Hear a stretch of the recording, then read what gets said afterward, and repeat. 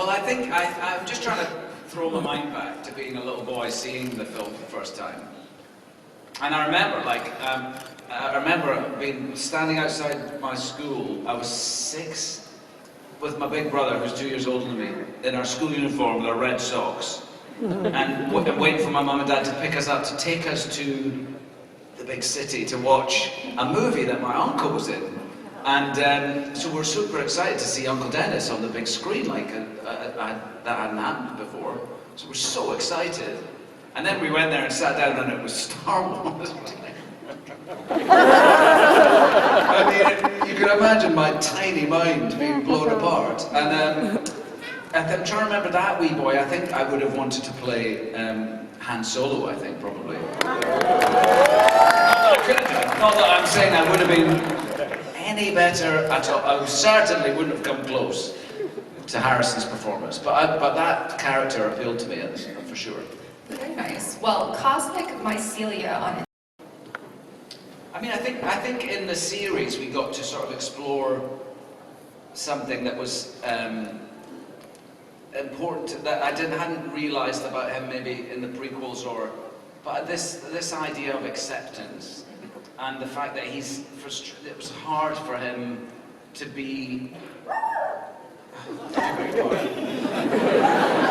trying to answer a very serious question.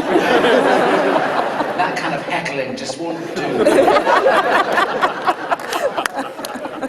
Oh, goodness gracious, where was I?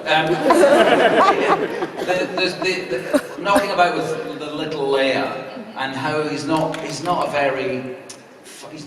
hasn't got very paternal instincts as such, because I guess of his background and been learning to be a Jedi since he was tiny, and then learning to accept and to understand. And I suppose those are sometimes very difficult for adults, those ideas. But I think that would be one of in answer to our question, the idea of being understanding and accepting and acceptance of people for who they are. It's a good message from yeah.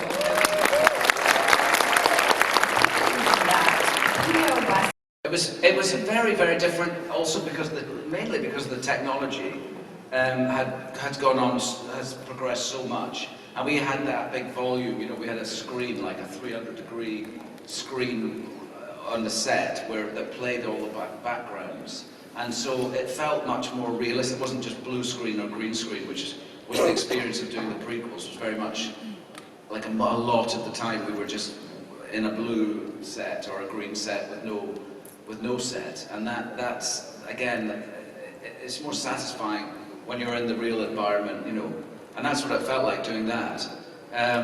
Deborah Chow, our director, is just unbelievably brilliant, and working with her working with any director is different because again, directors have a very unique perspective, and so it was lovely to work with her on the Kenobi series as well. That made it very different.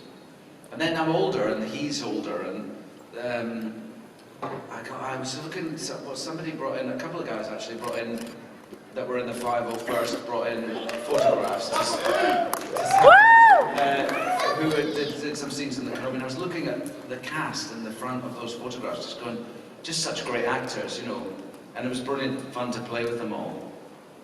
And yeah, that would be the big differences, I guess. Hayden Christensen. Oh God, all of them. I mean, all of them.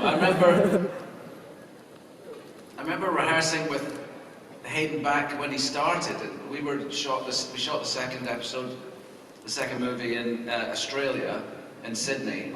There was a time when the studios in Sydney were being used a lot, and so we shot episode 2 and episode 3 down there. And he, of course, wasn't in the first film, and then arrived in the second film, and I was just so happy to meet him, and I knew that we were going to be in these 2 movies at least together, and he was just such a lovely guy, such a lovely man, and a passionate young actor, and he came in, and the first things we ended up doing together were the fight training, the rehearsals for all the lightsaber fights, and so that was how I got to know him really in there. Working with Nick Gillard, the stunt coordinator on the prequels, and yeah, we got on really, really well. You know, we were away from home, and so we hung out a lot together. It was great. I'm trying to think of. I don't think if there's any like funny. I know people love a funny story. I can't think of like a funny one where we fell off a camel or something. But I don't know. Just I was very happy. I'm still really happy to be working. I love him so much. It's so nice to have this chance to come back together again and have a big fight sequence again in this. And the Kenobi series was just fantastic. It's definitely very exciting as fans to see the two of you again together on. I got to act with Darth Vader in this series, and I hadn't acted with Darth Vader before, and it was totally terrifying. Completely became the first fight scene we have in the series was in episode 3, I think, and we're shooting in this big disused gasworks in the east end of LA, like just not where you would imagine you'd find yourself shooting something from Star Wars, but there we were at night, and we'd rehearsed this fight, and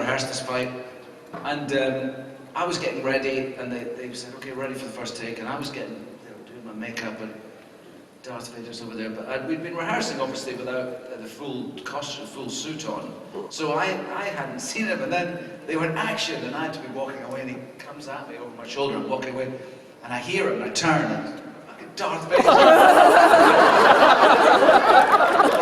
my God! Excuse me, the children.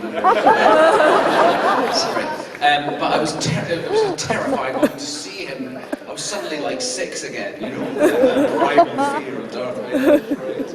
And the stormtroopers as well. I didn't work with stormtroopers before. I don't think that's right, isn't it? I was clones.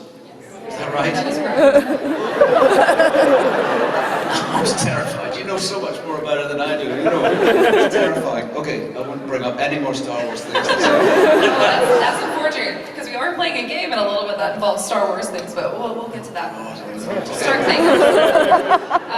There was one more question. The viewfinder. So if you are going on vacation, where are you choosing to go? Coruscant or Naboo? Coruscant. I know my way around much better. Well, it looks like the audience would go to Naboo. Okay. But, you know, I think Coruscant's a good answer. Well, I've got a unique... I was at work there, wasn't I?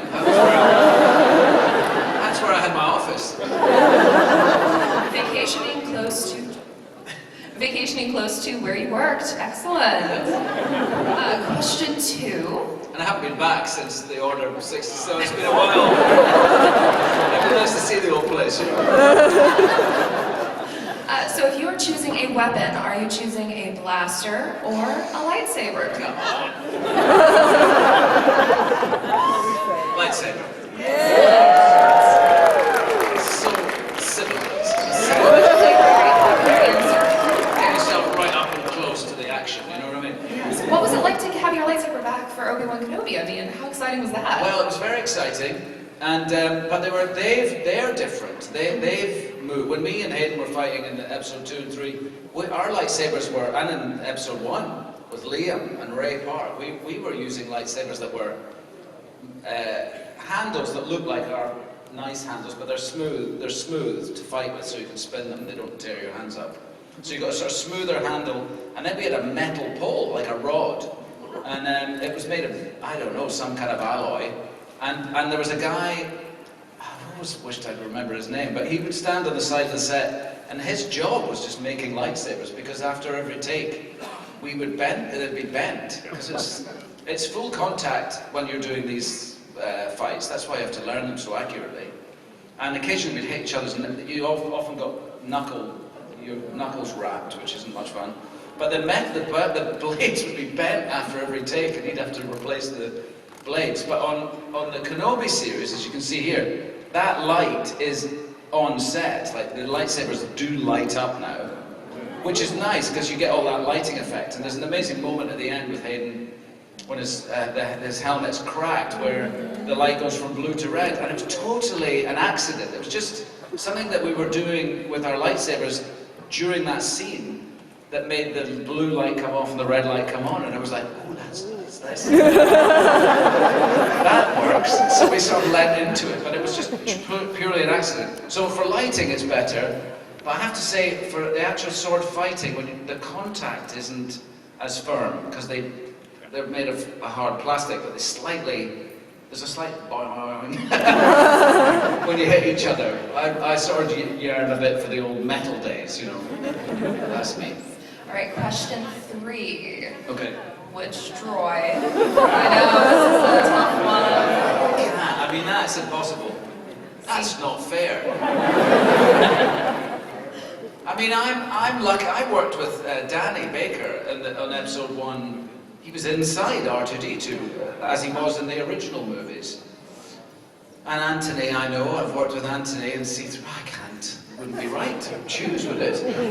You talked about crushing one of them. I mean, I was backstage. I heard what you're going to do. That's not fair.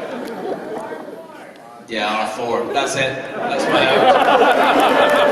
Thank you very much. I couldn't possibly. I love them both so much. You couldn't possibly. It works. I'm just gonna take the 5th on this one. All right, question 4.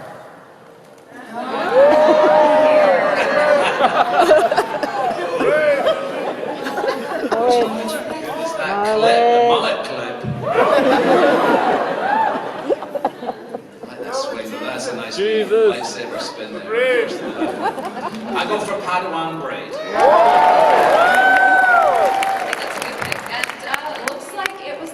Not the popular pick, but it should. Have I got any that were? I think I've got one, have I? They just don't know what they're wanting to pick. No, I'm just alternative, that's it. All right, question 5. Which fight? Mustafar or Vader? Here's a story about Mustafar. This is funny. So when we're shooting this, we were in Australia and we shot the film, and then we came back some months later.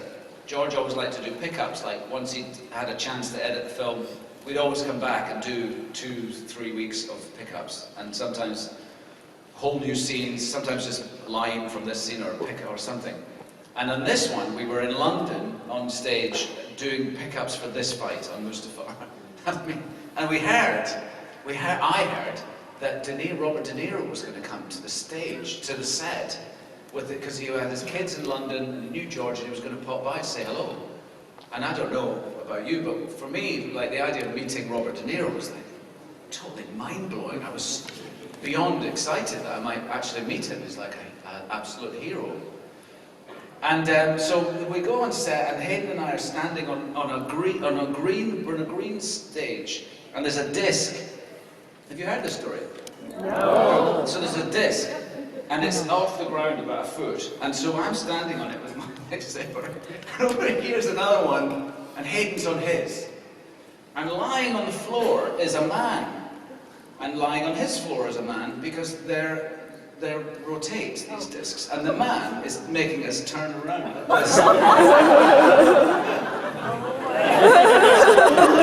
He's over there and he's going this way.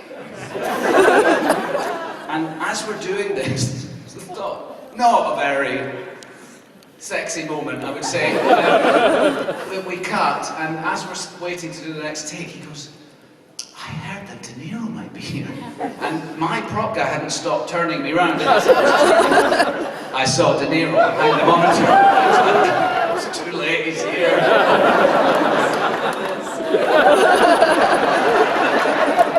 Oh boy, it's so humiliating. And I was lucky to meet him some years later. And I told him the story. I was like, I'm so embarrassed. He was like, no, what? Anyway, so I would say, and then that fight, Vanguard's where is that the one? It's the rematch. Oh, that's the end one. Yes. Oh, let's go for Mustafar, because we were younger then. And there It's always so touching to meet you all at these events, and this one no less than any of the others. It's been so lovely to meet you and take photographs with you and sign your autographs. I do love it. You're the best fans anyone could ever hope for.